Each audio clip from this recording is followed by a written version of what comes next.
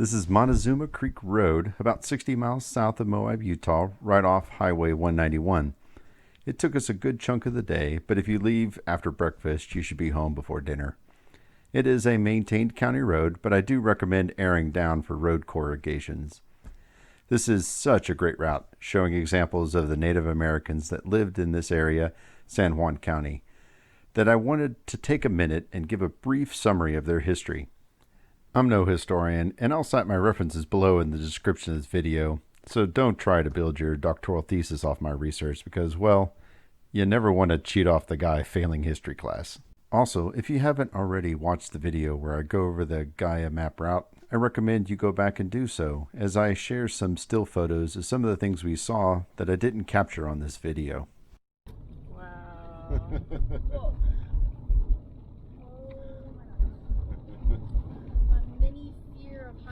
Coming in. Yep.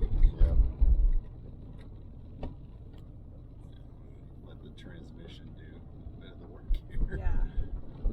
Cook my brakes.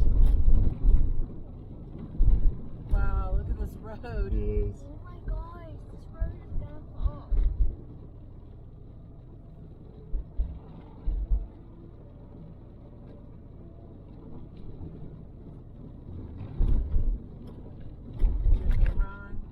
Oh yeah. Check. Yep.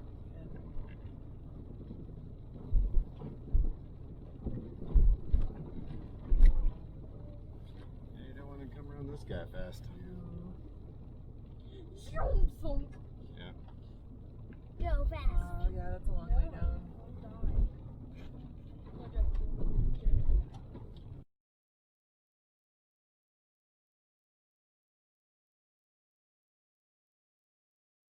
Okay, getting on with it. The earliest group of Native Americans to enter into San Juan County is called Paleo Indians. They lived at the end of the last Great Ice Age. Their successor were the Archaic group that roamed from approximately 6000 to 1000 BC. In some instances of rock art, the presence of Paleo Indians overlapped that of the Archaic groups. Rock art has helped to show that changes occurred, but what caused them is still unknown. Attempts at decoding the meaning of these pictures on canyon walls and prominent boulders have not found universal acceptance. Generally speaking, it seemed to be a way of communicating with other tribes that didn't share the same verbal communication. It could also have been a way to notate events or points of interest.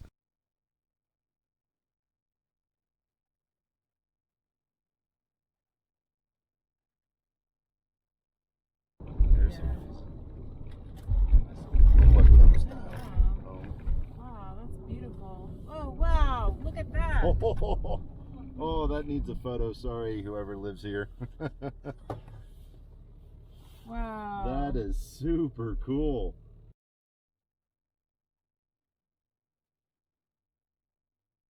The next group of natives was the Anasazi from 1000 BC to current, the separating point being the presence of corn.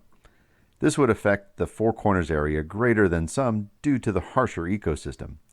The effects of corn providing a staple source of food was significant. Slowly, the culture of hunting and gathering population gave way to a sedentary lifestyle dependent on crops. The Anasazi was split into two groups, the basket makers and the Pueblo.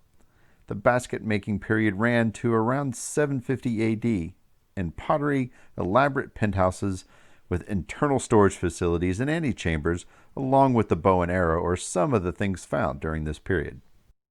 Rock art also underwent significant change, characterized as being more representational and realistic. The human forms have body decorations such as necklaces, armbands, belts, and other items of clothing, while the faces appear mask-like. Other objects included bags, crooked staffs, handprints, and various animal forms.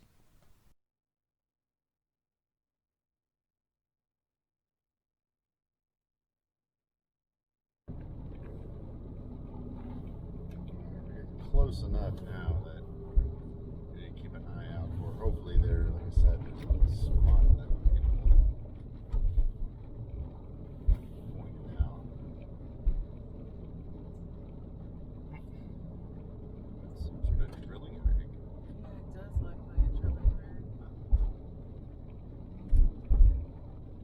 super tall, so maybe they're runs electricity down.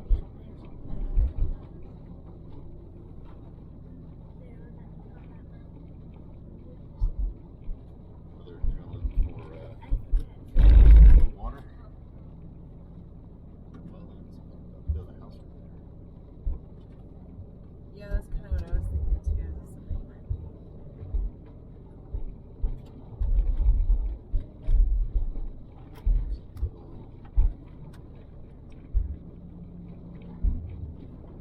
Now the photo I saw, they looked like they were right on it. So since the creek's here, I don't think it's going to be that way. It's going to be here. This is showing that we're right here.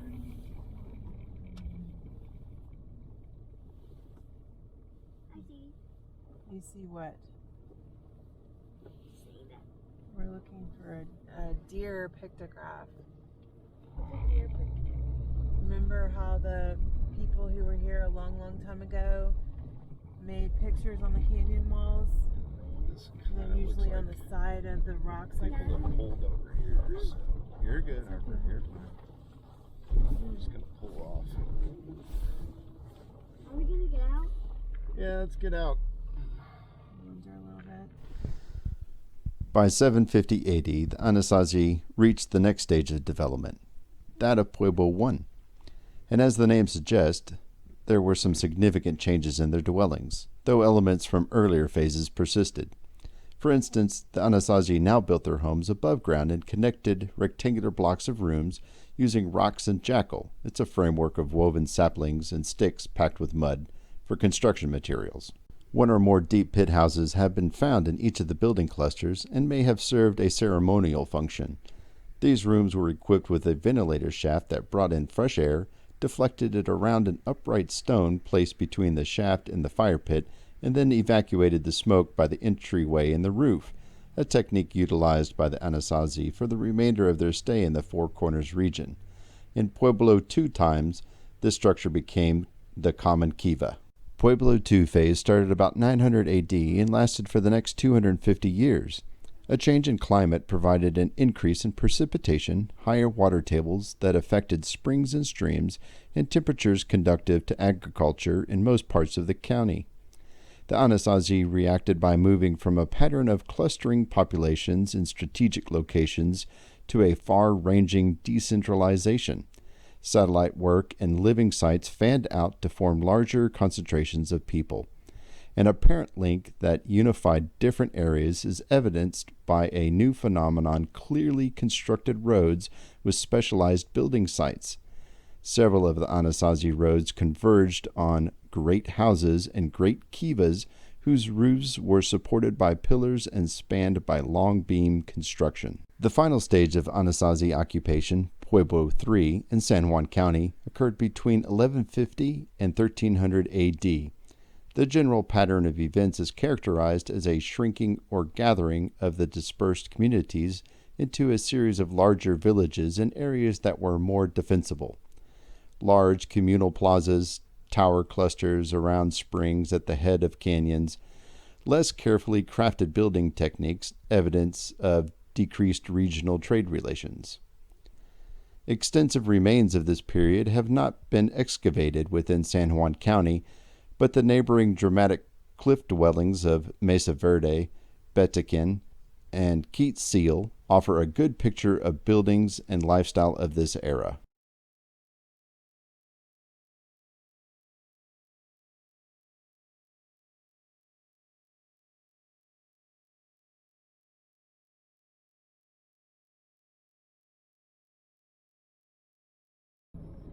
Oh, that's the pull off. So it's right over there somewhere.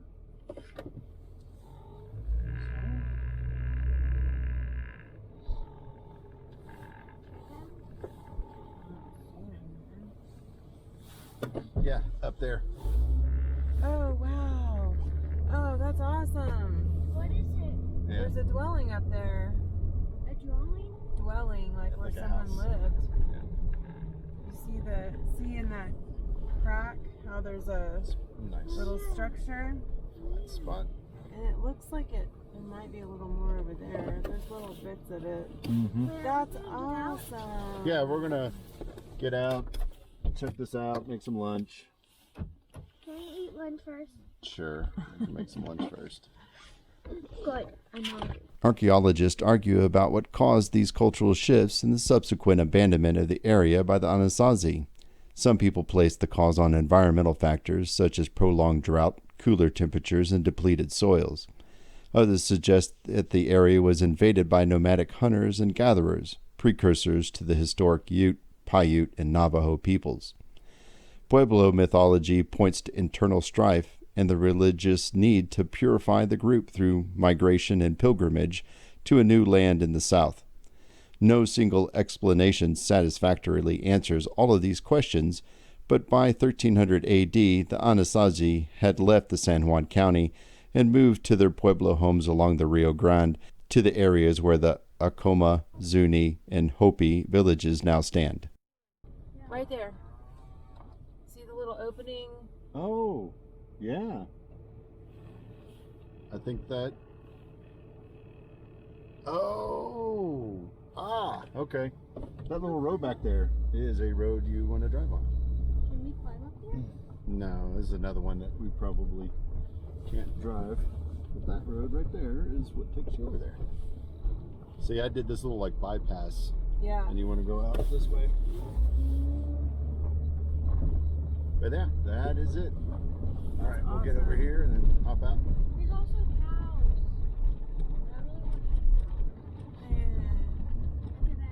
Yeah, I mean, the if it gets cows spooked. Yeah, they're usually pretty docile and like they're kind of dumb. Especially the But if you get a crazy one, like that one you encountered at Megan's, I don't know about that. I know. That's okay. It'll pretty much squash you. That is definitely it. That's cool. That's so cool. There was such an easy path to climb. It's not a good idea, Paige. I really don't want you to get squished by a falling rock. Drawing on there.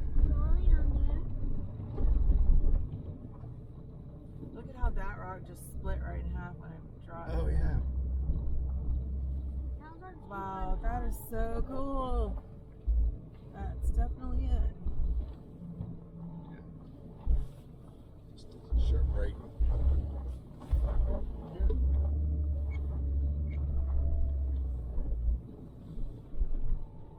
Oh, yeah.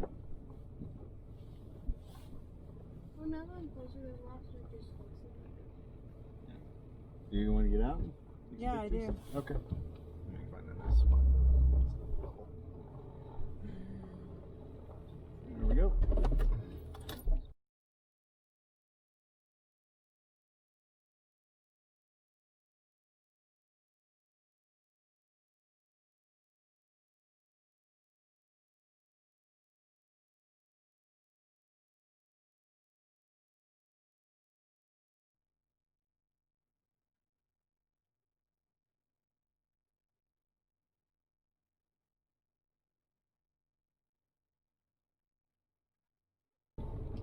It's fenced off, so no. But we're still able to get pretty close to it. We keep it Pueblo. Yeah. It looks like that one got destroyed. Well, they're that's too ruins, bad. so. I guess this fence is relatively newer. The Kiva was a typical structure following the Mesa Verde pattern of a rounded chamber with a shaft deflector fire pit configuration, a small hole representing a place of emergence from the worlds below, and a 3-foot-high bench that encircled most of the room. Upon this bench stood 3-foot-high pilasters that supported a cribbed roof through which a ladder extended to the world above.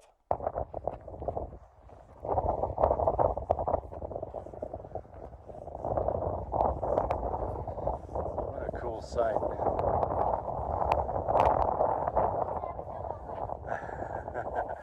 Don't get your feet soaking wet. You're miserable. Alright, well, make a snowball and throw it. I don't care. Look at that. That must be like storage or something. Oh, whoa, boy.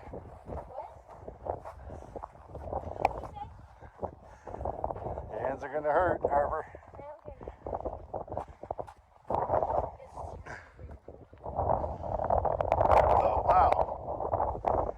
There's like a perfect sidewalk over here.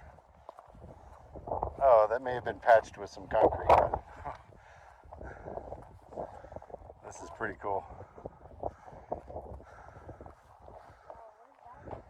Well, this is the Kiva. It was a big boat. You can see the boat right there.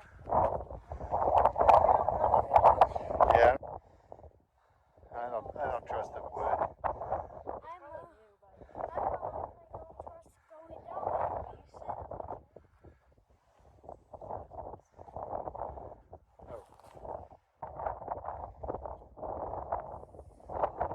These are storage.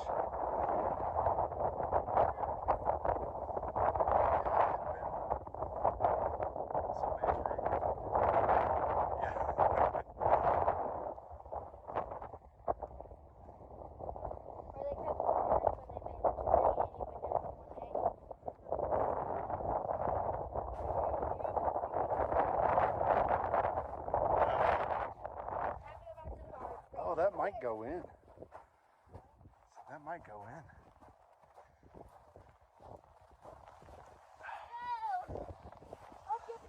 Oh, it does. But you can't crawl through there.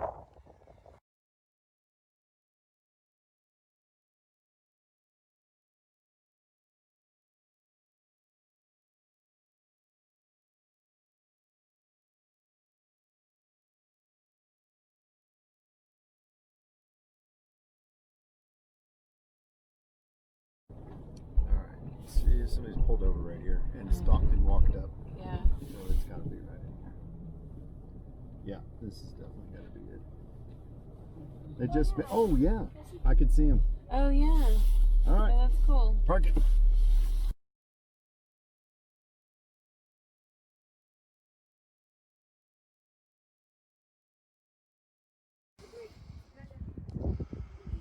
Oh, these are cool.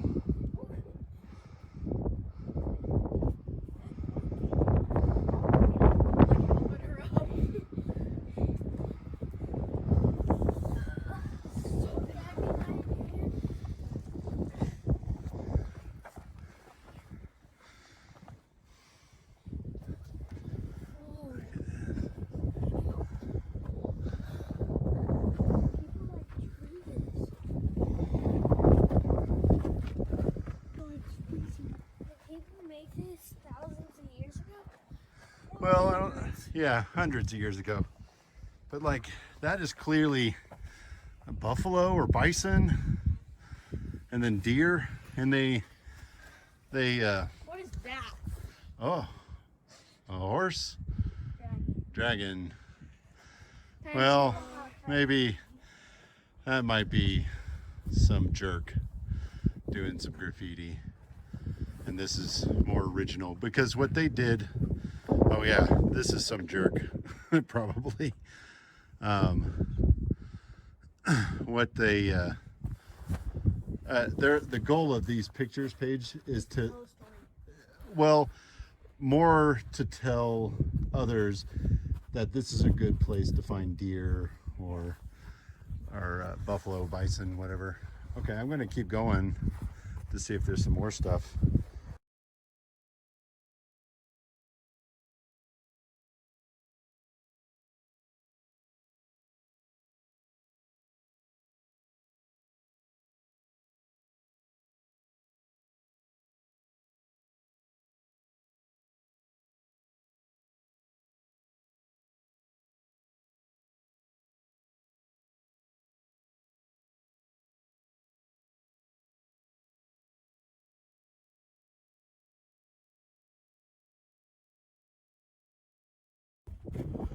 There's another good example.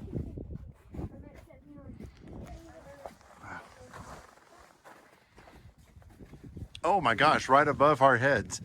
I missed this whole group. Really? Yeah, I saw Yeah, I saw them from the street, but wow. Besides their ruins, artifacts, and rock art, the Anasazi left behind much for us to ponder, starting with the historic tribes and ending with 20th century archaeological investigation a fascination with Anasazi persists. Some of these beliefs are fairly simple and to the point. Others are elaborate and complex. For instance, the Utes' perception of the Anasazi is not clearly defined other than an avoidance of some Anasazi sites and a respect for the dead, whereas the Navajo presents a fully developed series of stories with variations and explanations to account for who these people were and what happened to them. Even the name Anasazi comes from the Navajo, and it is interpreted as ancestral aliens or enemies. This is the trading post, which doesn't look like it's. That is? Yeah. Wow. Oh, it's a historic trading post. Cool. Yeah, but it's somebody's private property. Yeah. Wow, the way these rocks just changed is crazy. Yeah. No kidding. No, we need to get back into two-wheel drive. Oh, Just find a spot where you're comfortable and pull over. okay. Just you don't. Yeah. Just whatever's most comfortable. Alright, where there's nobody around. So. Okay. So just come to a complete stop. Wait, what are we doing? Just stopping to get it out of four-wheel drive. That's it. Private property. No trespassing.